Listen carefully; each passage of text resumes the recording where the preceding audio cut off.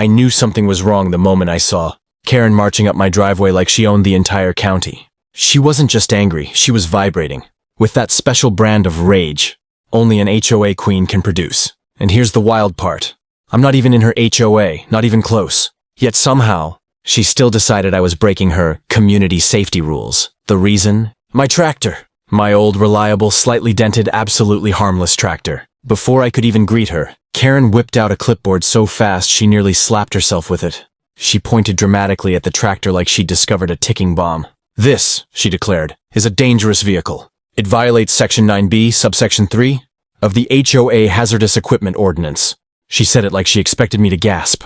I didn't. Instead, I laughed because, again, I don't live under her HOA's jurisdiction. My property isn't even within their map.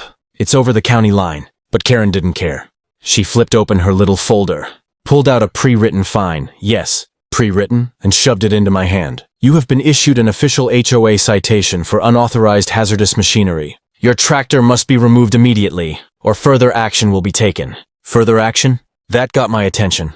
I told her very calmly that she had zero authority here. She yelled back that HOA rules extend to visual influence zones, whatever that means, and then promised to escalate this.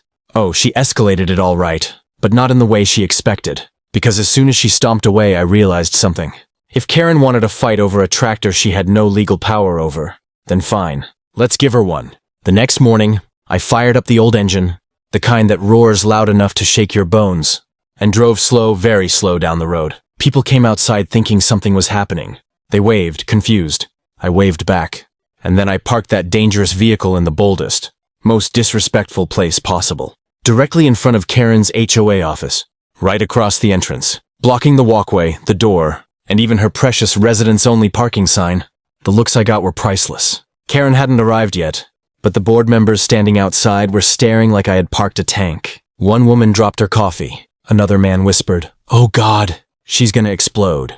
And she did. But the explosion didn't go the way anyone expected. Karen's car screeched into the parking lot like she was auditioning for a dramatic soap opera. She hadn't even stepped out before she started yelling through the window. "Move that death machine right now!" Her voice cracked so high I'm pretty sure the birds took flight out of pure fear. But I didn't move. I simply leaned against my tractor like I was posing for a magazine cover. She got out, slammed her door, and marched toward me with enough fury to power a small generator. Behind her, the HOA board watched silently, forming a nervous semicircle. You could tell they weren't sure whether to intervene or run for cover. Karen jabbed her finger toward the tractor. "This is a violation!" she shouted. "You're obstructing HOA property and creating a hostile environment." I calmly reminded her that I wasn't a member of her HOA and therefore didn't recognize their property rules or her imaginary authority. That was the spark. Karen whipped out her phone and started recording. "You're refusing to comply with a lawful directive," she announced dramatically to her camera, like she believed she was making a legal documentary. "This footage will be used for escalation." I shrugged. "Go ahead," I said. "Just make sure you get my good side." The HOA board members nearly choked, trying not to laugh. Karen demanded that the board back her up. But the president, an older man named Walter, raised both hands in surrender. "Karen," he said carefully, "we don't have jurisdiction over his property." She spun on him. "He's within visual influence range." Walter blinked slowly. "That's not a real term." The other board members nodded in agreement. That's when Karen completely broke. She pulled out a stack of citations, dozens of them, and threw them at the tractor. Papers scattered everywhere like confetti at the world's angriest parade. "If he won't listen, then make a report," she shrieked. But the board members didn't move. One whispered, "We can't fine a man for owning a tractor on his own land." Karen stormed toward the office, still ranting. "If nobody else will take action, then I will," she shouted as she disappeared inside. The whole building started shaking because she slammed the door so hard the glass rattled. Walter leaned toward me and muttered, "You might want to prepare. When Karen goes into paperwork mode, things get messy." He wasn't exaggerating. Within 10 minutes, Karen re-emerged carrying a massive binder full of documents, highlighted maps, and bizarrely detailed diagrams of what she called tractor threat zones. She slammed the binder onto a folding table and announced, "I am officially opening an HOA emergency special meeting." But she didn't know that her biggest mistake was still ahead. Karen's emergency meeting was a spectacle no one in that HOA office would ever forget. She had rounded up every board member, armed with her massive binder, a laser pointer, and a determination that could power a small city. Her opening line was dramatic. "We are here to address the tractor threat that endangers the safety, property value, and morale of this community." She waved her laser pointer at my tractor parked outside, as if it were an active volcano ready to erupt. The board sat nervously, shuffling papers, nodding hesitantly at her claims. Karen launched into a detailed presentation, complete with hand-drawn maps showing tractor danger, zones, diagrams of potential collision, courses, and charts estimating property, devaluation from exposure to dangerous machinery. She even brought in a calculator and started crunching numbers aloud, numbers that had zero basis in reality but somehow looked impressive to anyone not trained in math. Meanwhile, I had stationed myself in the parking lot, leaning casually against my tractor, snacking on a sandwich, and occasionally waving at passers-by. The sight of me relaxed, completely unconcerned, seemed to make Karen even more unhinged. She ran back and forth, pointing at her charts, shouting, and demanding that Walter enforce the law. Walter quietly reminded her, "This isn't our property. Karen, he's outside our jurisdiction." That comment set her off. She threw her laser pointer onto the table and stomped, creating a sound that echoed like a small drum line.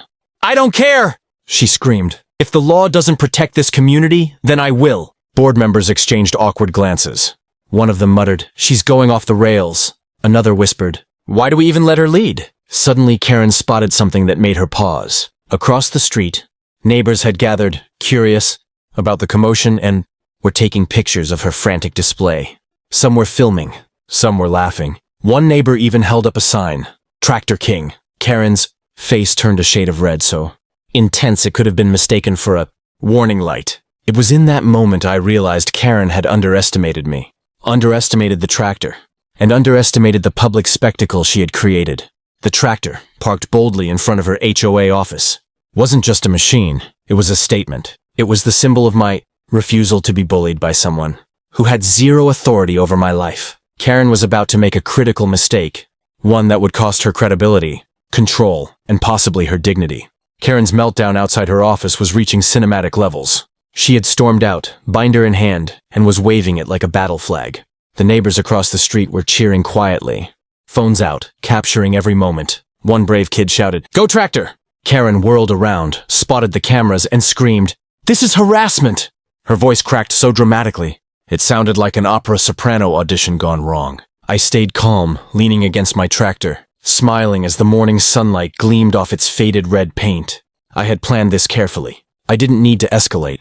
I simply needed to let Karen destroy herself in front of everyone. She was trying to bully me with imaginary authority, and the universe was about to hand her a lesson. Karen approached, demanding that I move the tractor. "You're creating a hazard. I will call the authorities," she shrieked. I raised an eyebrow. "Please do," I said casually. "In fact, let me help you with that." I handed her my phone, showing her the county's jurisdiction map.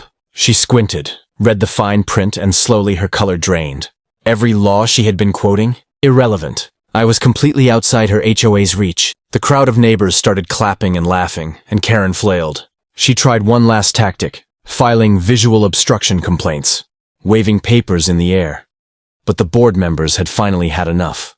Walter stepped forward, arms raised like a peacemaker in a war zone. "Karen," he said firmly, "you've gone too far. This is not only outside our authority. It's ridiculous." He gestured toward the filming neighbors. "Look around. You're the laughing stock of the entire street." Karen froze, mouth opening and closing, realizing she had lost. Her binder slipped from her hands. Papers scattered like confetti in the wind. And the crowd cheered louder. Her voice, once commanding and terrifying, had vanished into stunned silence. She had fought a battle she could not win, against a tractor and a homeowner who refused to be intimidated. By the end of the day, Karen had retreated to her office, humiliated and defeated, while the neighborhood celebrated my bold act of resistance. The tractor remained parked proudly in front of her HOA office for a full week, a symbol of victory and a reminder that power only goes so far when it's built on intimidation and nonsense. And from that day on, any mention of dangerous machinery in that HOA was met with laughter and shaking heads.